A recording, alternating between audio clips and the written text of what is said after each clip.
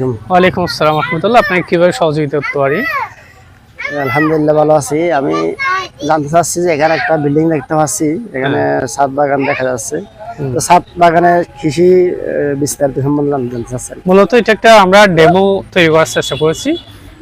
ডেমোতে মানুষরা ছাদ বাগান কিভাবে করবে, অর্থাৎ আমরা চাষাবাদটা এতদিন শুনেছি মাটিতে করা হয়, জমিতে করা হয় এবং নিচে করা হয়। ছাদের উপর কিভাবে কৃষকরা চাষাবাদ করবে এই বিষয়ে আমরা দেখানোর চেষ্টা করছি। মূলত আপনি এখানে দেখতে পাচ্ছেন এই যে কতগুলো টাঙ্কির মতো করে, এটা প্লাস্টিকের হতে পারে অথবা কাঠেরও হতে পারে অথবা যে কোনো কিছু দিয়েই এভাবে শাক এবং সবজি এবং ফলের গাছের ক্ষেত্রে, ফল বা অন্যান্য গাছের ক্ষেত্রে এখানে অবশ্যই অঙ্গজ বংশ বিস্তার মানে কলম, কাটিং এ ধরনের গাছ ব্যবহার করতে হবে।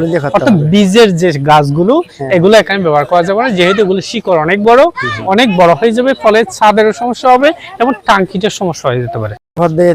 সবজি চাষ করা যাবে এখানে পদ্ধতি বলতে এখানে প্রায় সবজি চাষাবাদ করা যাবে। আপনি লতানো বলেন এবং অন্যান্য সবজি বলেন, ঢেঁড়স, যত ধরনের সবজি আছে প্রায় চাষাবাদ করা যাবে। কিন্তু বস্তা পদ্ধতি ক্যারেটের মাধ্যমে করা যাবে। এবং এখানে বিশেষ করে এখানে যেগুলো ব্যবহার করেছি এটাও মাটি নয়, কিন্তু এখানে মাটি ব্যবহার করলে ছাদের সমস্যা সৃষ্টি হতে পারে।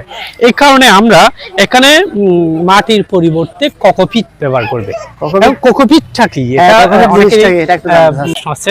কোকোপিট হচ্ছে কোকো নাইট থেকে কোকোটা আসছে মূলত, অর্থাৎ নারকেলের ছোবড়া দিয়ে তৈরি করা হয়। নারকেলের ভিতরের অংশটা নিয়ে বাকি ছোবড়াটা আমরা ফেলে দিই, অনেকে জ্বালানি হিসেবে ব্যবহার করে ফেলে।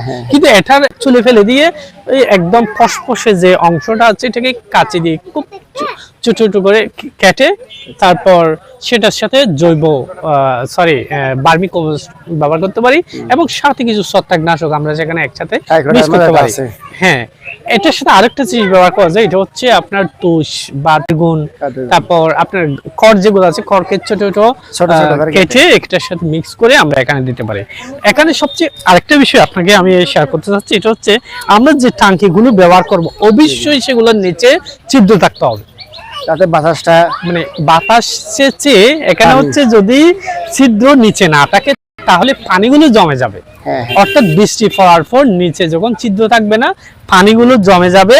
পানি জমার পর এখানে ছত্রাকের আক্রমণটা একটু বেশি হবে, অর্থাৎ গাছটা মরে যেতে পারে। সবজি ব্যবহার করা যায় সেখানে কংকর, কয়লা, নিচের অংশ নিচের স্তরে আমরা এগুলা যদি ব্যবহার করতে পারি, এটা দেওয়া যায়। আর কোনো প্রশ্ন থাকলে করতে পারি।